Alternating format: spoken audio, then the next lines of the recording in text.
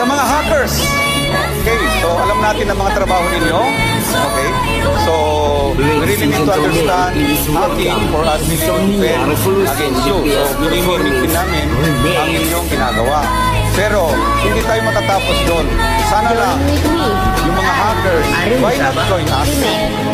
Okay, so we have the greater enemy there na gusto tayong lamunin.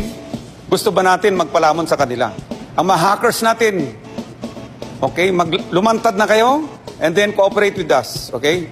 Actually, nung na-create ang Cyber Battalion, some of those friends na namimit natin sa mga cyber games na nasa underground ay naging sundalo na. So kayo rin, pwede kayong magsundalo. Join us and we will make the big difference.